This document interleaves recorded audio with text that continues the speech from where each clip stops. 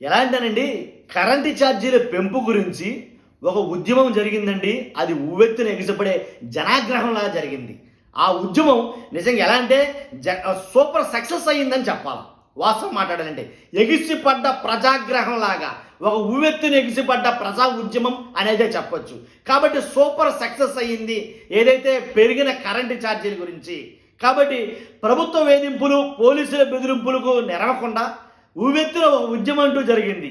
ఛార్జీల భారంతో అల్లాడుతున్న ప్రజలకు మద్దతుగా నిలిచిన వైఎస్ఆర్సీపీ నేతలు రాష్ట్ర వ్యాప్తంగా 175 నియోజకవర్గాల్లో నిరసన ర్యాలీలకు ఉప్పెనలా కదిలి వచ్చిన జనం, ప్రజలతో కలిసి ఎక్కడికెక్కడే విద్యుత్ అధికారులకు డిమాండ్ పత్రాలను అందించేసినటువంటి నేతలు, కరెంటు ఛార్జీలు బాధుడు నిరసిస్తూ వైఎస్ఆర్సీపీ చేపట్టిన పోరుబాట పక్కాగా విజయవంతమైందని చెప్పొచ్చు. బాబు పాలనపై ప్రజా వ్యతిరేకతను నిరసన ర్యాలీలు ప్రతిబింబించాయని రాజకీయ విశ్లేషకులు, రాజకీయ పరిశీలకులు కొంతమంది మాట్లాడుతున్నారు. రైతు పోరు తరహాలో విద్యుత్ ఉద్యమం విజయవంతమవడంతో పార్టీ శ్రేణుల్లో కథనోత్సవం అయితే కనుక జరిగింది. ఆ పార్టీ శ్రేణులకి ఒక నూతన ఉత్తేజం, ఒక ఊపు ఇచ్చింది ఉద్యమం అనేది చెప్పాలి.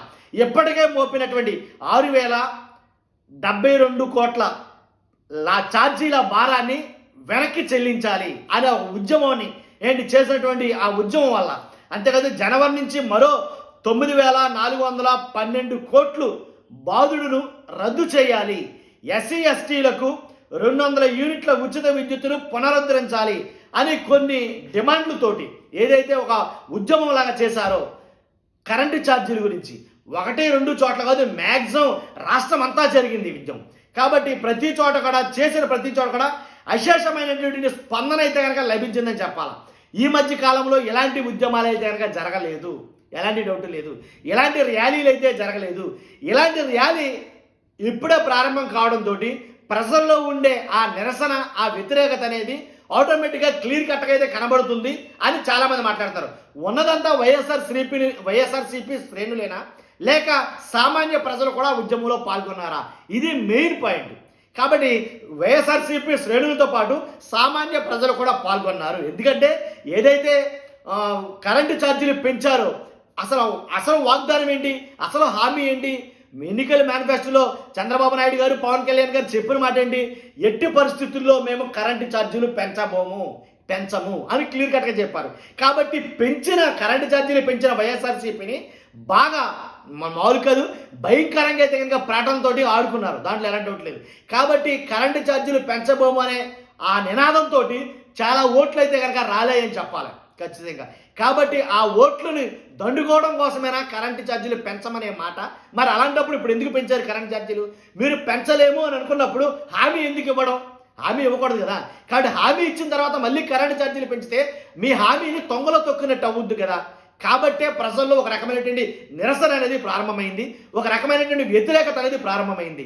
అందుకు అనుగుణంగానే ఏదైతే వైఎస్ఆర్సీపీ నిన్న జరిపిన ఏదైతే ర్యాలీ ఉందో, నిరసన ఉద్యమం ఉందో, ఆ ఉద్యమానికి అంత ఎత్తున ప్రజలందరూ పాల్గొన్నారు. దాంట్లో విధిగా తమ వాళ్ళు కూడా పాలు పంచుకోవడం జరిగిందని ఖచ్చితంగా పరిశీలకులేంటి, పండితులేంటి, విశ్లేషకులు అందరూ చెప్పే మాట ఇది. కాబట్టి నిజంగా సక్సెస్ అయిందంటే కనుక సక్సెస్ అయిందా ఏదైతే కరెంట్ ఛార్జీలు పెంచే ఆ ఉద్యమం ఏదైతే ఉందో? కాబట్టి సక్సెస్ అయిందనే చెప్తాం, లేకపోతే లేదని చెప్తాం. దాంట్లో ఎలాంటి డౌట్ లేదు.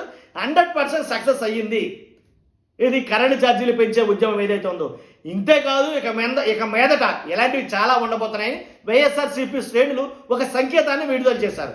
కాబట్టి మీకు కూడా ఈ వీడియో చూస్తున్న మీరు కూడా కరెంటు ఛార్జీల వల్ల ఇబ్బంది పడి ఉంటే కనుక ఖచ్చితంగా కామెంట్ రూపంలో తెలియజేయండి. పెరిగిన కరెంటు ఛార్జీలు మిమ్మల్ని ఏ రకంగా బాధపడుతున్నాయో కామెంట్ రూపంలో తెలియజేయండి. కొత్తగా మన ఛానల్ చూస్తే కనుక పక్కగా సబ్స్క్రైబ్ చేయండి. ఎందుకంటే పార్టీలకు అతీతంగా మన వీడియో ఉంటాయి. ఫస్ట్ లైక్ చేయండి. లైక్ చేస్తే నాకు కూడా మోటివేషన్గా ఉంటుంది. ఈ వీడియో ఎక్కువ మందికి షేర్ అవుతుంది, ఈ ఇన్ఫర్మేషన్ ఎక్కువ మందికి పాస్ అవుతుంది. Thank you very much.